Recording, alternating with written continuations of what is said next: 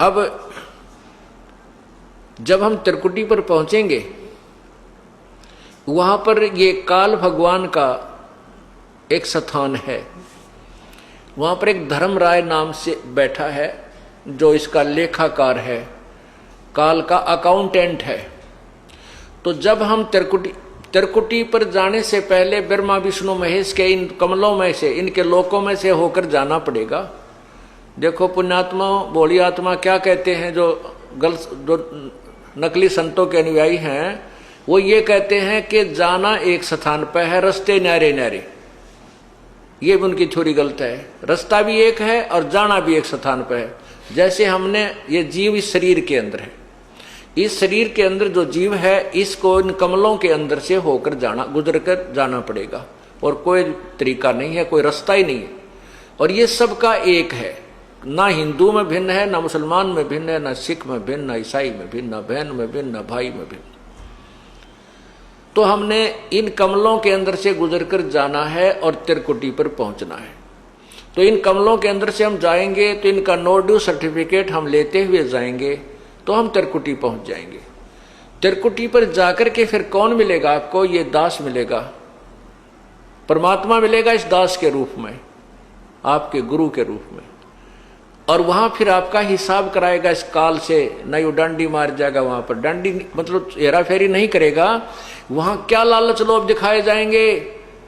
जो आपने कर्जा उतार दिया ब्रह्मा विष्णु महेश का, यह मंत्र जाप करके, जो आपको प्रथम मंत्र दिया जाता है, उसके बाद भी आपका ढेर सारा धन बच जाएगा, इतना बहुत गणा धन का मतलब ये कमाई बच जाएगी। वहां आपको लालच दिया जाएगा कि देख आपकी इतनी कमाई है, इतने वर्ष तक ब्रह्मा के लोक में ऐसे ठाठ करेगा, वहां ऐसा महादेव बनेगा, वहां पर इंद्र बन जाएगा, ऐसे ठाठ करेगा।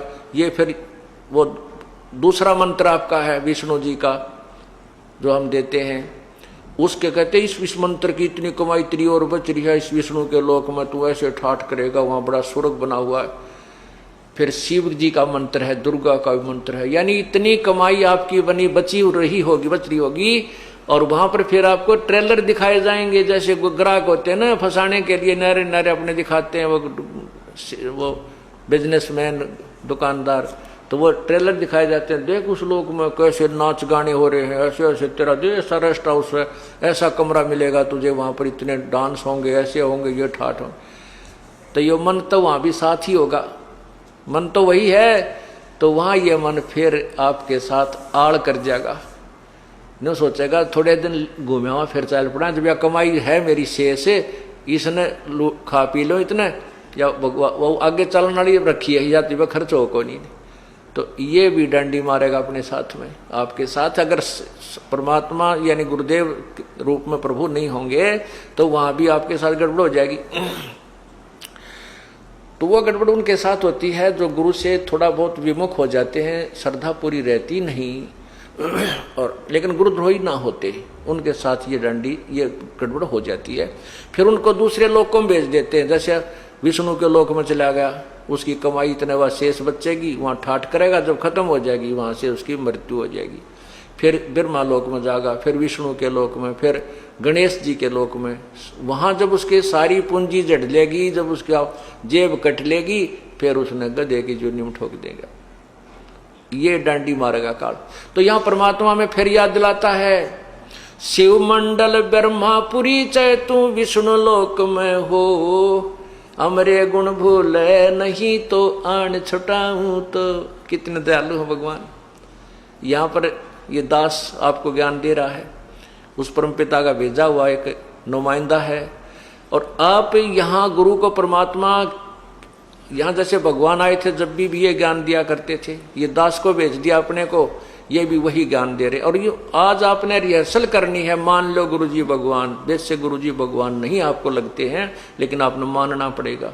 जैसे गणित के सवाल को हल करने के लिए मानना पड़ता है, मान लो मूलधन 100 रुपये, वो 100 रुपये मूलधन माने बिना वो वास्तविक मूलधन प्राप्त नहीं हो सकता। तो गुरुदेव को आपको भगवान स्वरूप मान करके उसके अनुसार उसके साथ अपनी क्रिया करते हुए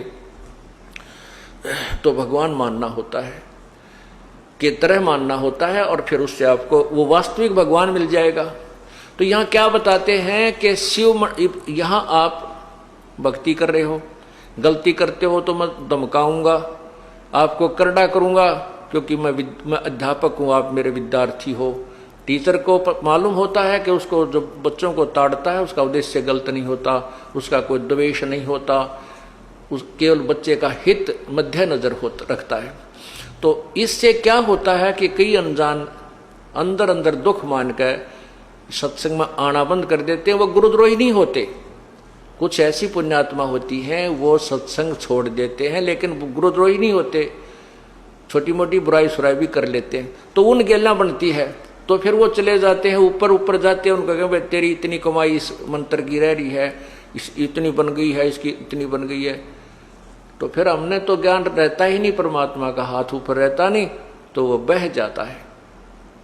तो कितने दयालु है भगवान के, जब तक हम उनसे विमुख भी हो गए और वो फिर भी हमारे लिए तड़फ रहा है। क्या याद दिलाता है, शिव मंडल ब्रह्मापुरी चे विष्णु लोक में हो और हमरे गुण भूला नहीं तो आन छटाऊं। तो गुण कि वो परमात्मा के बताया करते थे, गुरुजी क्या बताते थे भगवान की महिमा, कि तुम्हारे साथ ऐसा धोखा होगा वहां पर, और जब तुम चले जाओ उस विष्णु लोक या ब्रह्मा लोक या शिव लोक में, तुम्हारी जब भी आंख खुल जावे कि हे भगवान हम तक गलत आ गए। गुरुजी तो बताया करते थे हमने 3 लोकों में रहना ही नहीं, यहाँ का कोई वस्तु सुविधा प्राप्त करनी ही नहीं, अरे या तो हमारे साथ धोखा हो गया। जो पुण्य आत्मा वहां रोती है, फिर ये ज्ञान आपको टिकने नहीं देगा, वहां भी याद आएगी फिर ये बातें। कहते वहां भी जब तू मुझे सच्चे दिल से याद करेगा तुझे वहां से भी छुटवा लाऊंगा। नहीं तो क्या होगा, इन सभी मंत्रों की प्रथम मंत्र के जब आपकी कमाई समाप्त हो जाएगी फिर आपको ब्रह्मलोक में ले जाओगा युकाल। ये जो ओम का जो जाप है इसका ब्रह्मलोक में आपको सुविधा देगा, और वहां मनमाने 1000 युग तक आप वहां रह सकते हो। इस ओम नाम की जो विधि हमने बताई, इसकी इतनी जबरदस्त कमाई आपकी बन जाएगी। उसके बाद आपको सतनाम प्राप्त हुआ है, जिसको सारनाम भी नहीं हुआ है और वो विमुख हो गया है, उसके साथ फिर यह बनेगी। तो उसके फिर ये दूसरा मंत्र का ओम नाम की कमाई तो ये वहां खराब करवा देगा ब्रह्मलोक में। फिर जो दूसरा मंत्र तत् मंत्र है, इसने एक और कमाल कर रखा है कि ब्रह्मलोक में नकली सतलोक, झूठा नकली अलखलोक, अगमलोक और अनामी लोक की रचना करवा रखी है। उस दूसरे मंत्र यानी तत् मंत्र का जो जाप है उसकी कमाई को ये वहां खत्म करवा देता है बैठाकर। और जो कहते हैं हम सतलोक में आ गए, ये नकली संत बतावे हैं, बोला फिर सतलोक है, उस तो ऊपर बोला साडा लोक है थरा के वो। तो वो जो झूठे लोक बना रखे ब्रह्मलोक में, काल ने इस माया से झूठी कंस्ट्रक्शन करवा रखी है, रचना करवा रखी है, तो उसको वहां खत्म करवा देते हैं। उसके बाद 84 लाख योनियों में ये डाल दिया जाता है। अब बात आ गई जिसको तीनों नाम मिल गए और जो गुरुद्रोही नहीं हुआ, गुरु विमुख हो गया। विमुख नहीं हुआ यानी उसने भक्ति छोड़ दी, आनाकानी सी करने लग गया, थोड़े जाप करे है, कभी सत्संग में आ गया कभी नहीं आया, और सार नाम तक उसको प्राप्त हो चुका है। उसके साथ क्या होगा, पार नहीं होगा वो। यहां परमात्मा का एक और लोक है, परमात्मा का एक मिनी सतलोक है। उस लोक में प्रभु अपने ही कबीर रूप में वहां रहता है और वहां पर उन आत्माओं को रख लिया जाता है, इतना दयालु है। और जब कभी भक्ति युग आता है उस समय उनको इस पृथ्वी पर जन्म देता है। यानी पहले कभी किसी युग में आपको प्राप्त हुआ होगा, तो उनमें से कुछ पुण्यात्माएं आकर के परमात्मा ने 600 वर्ष पहले फिर उनको जमीन पर पटका, आकर के अपना पूरा उनको ज्ञान दिया, उनकी भक्ति बनवाई और फिर दोबारा मनुष्य शरीर में प्रारंभ कर दिया। तो वही व्यक्ति अब जन्म पाते पाते अब यहाँ आ चुके हैं, इस अब भक्ति काल आ गया है। तो ये भक्ति काल में आए हुए जो प्राणी हैं, जो सतलोक में यानी यहाँ परमात्मा के सतगुरु के लोक में से जो तुरंत यहाँ जन्म मिला है, उनको फिर मनुष्य जन्म मिलता हुआ आ रहा है। जैसे वो 64 लाख परमात्मा के शिष्य हुए थे आज तक 600 साल पहले, 550 वर्ष पूर्व।